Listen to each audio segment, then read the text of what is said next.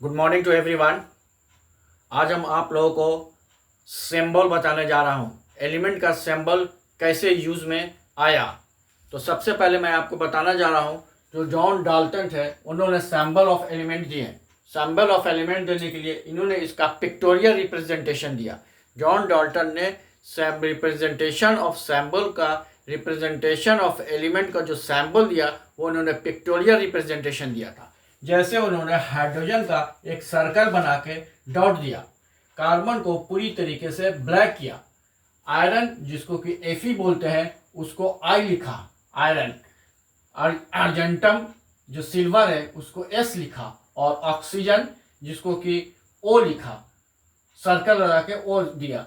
बस यही इनका पिक्टोरियल रिप्रेजेंटेशन था। लेकिन जैसे जैसे नंबर ऑफ एलिमेंट्स निकलते गए पिक्टोरियल रिप्रेजेंटेशन डिफ़िकल्ट होता गया और डिफ़िकल्ट टू यूज़ हो गया और इनकन्वीनियंट इन यूज़ आल्सो हो गया, क्योंकि यह बहुत ही इनकन्वीनियंट था। क्योंकि जैसे जैसे एलिमेंट बढ़ते जा रहे थे इसका पिक्टोरियल रिप्रेजेंटेशन याद रखना काफ़ी मुश्किल होने लगा। ठीक उसी के बाद जे बर्जेलियस साइंटिस्ट है जिन्होंने एलिमेंट का सिंबल दिया। उन्होंने बोला कि फर्स्ट लेटर और सेकंड लेटर, और इफ द फर्स्ट और second letter is same then we will take the third letter.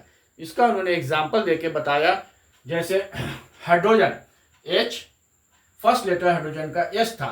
Carbon, first letter of carbon is C। Then oxygen का फर्स्ट लेटर O था, O लिखा। Calcium Ca।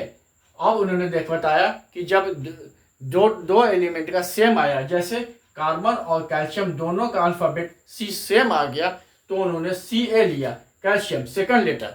लेकिन जब देखा गया कि फर्स्ट और सेकंड लेटर भी सेम आने लगा 2 से 3 एलिमेंट में, जैसे कार्बन, कैल्शियम और क्लोरीन, तब उन्होंने फर्स्ट लेटर सेकंड लेटर की जगह पर कोई बीच का लेटर लिया, जैसे क्लोरीन Cl लिया। उसके बाद बहुत सारे एलिमेंट जो थे दूसरे जगहों से आया, जैसे लैटिन में जो डिस्कवर हुआ उसका नाम लैटिन नाम के अनुसार दिया गया। जैसे मैं बताने जा रहा हूँ, लैटिन वर्ड में कॉपर CO, क्यों CO लिखा गया? क्योंकि यह क्यूप्रम है। सोडियम Na क्यों लिखा गया? जबकि सोडियम SODIUM होता है। नाइट्रियम है क्योंकि इसका लैटिन वर्ड नाइट्रियम था। ठीक, पोटेशियम जिसका कि स्पेलिंग P से स्टार्ट होता है, लेकिन इसको K क्यों लिखा गया? क्योंकि इसको लैटिन लैंग्वेज में कैलियम बोलते थे। फिर गोल्ड जिसको कि GOLD था, लेकिन इसका सिंबल जो था AU था। AU क्यों हुआ? ऑरम, क्योंकि लैटिन में इसको हम ऑरम बोलते थे। फिर सिल्वर जो होता है SILVER होता है, लेकिन लैटिन में इसे हम अर्जेंटम कहते हैं, इसलिए AG कहते हैं। इसी तरह से आयरन जिसका IRON होता है, लेकिन इसको हम लैटिन में फेरम बोलते हैं, जिसे हम शॉर्ट फॉर्म Fe निकला। फिर बहुत सारे ग्रीक वर्ड भी आए। ग्रीक से जो डिस्कवर होकर एलिमेंट आए उनको ग्रीक वर्ड से लिया गया, जैसे hydrogen, oxygen, helium, argon, bromine, chlorine, iodine.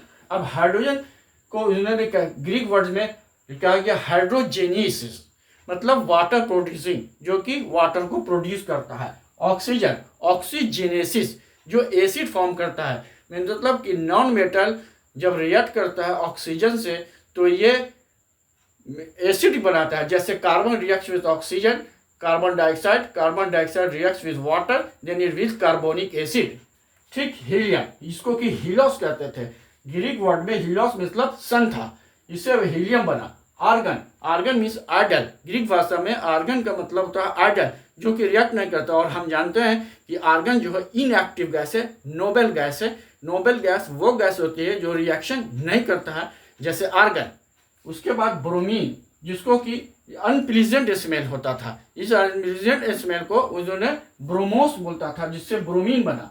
क्लोरोस, जिससे कि ग्रीन कलर होता था, ग्रीन कलर की वजह से उसको क्लोरीन दिया गया। फिर आयोडीन को उसने वायलेट कलर था, जिसकी वजह से उसने आयोडोस बोलते थे, वायलेट को आयोडोस बोलते थे, जिससे उन्होंने आयोडीन को आयोडीन नाम दिया गया। उसके बाद कुछ का नाम प्लेनेट पर रखा गया, जैसे प्लूटो जैसे प्लूटोनियम। फिर यूरेनस जैसे uranium.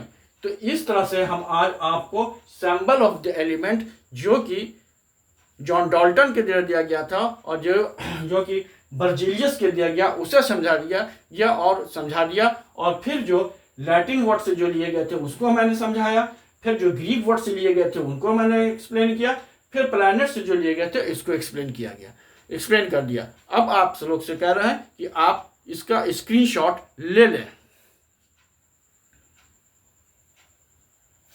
And if anybody is having any problem, then you may see 2 to 3 times, then your problem will be resolved. Thank you. Have a nice day.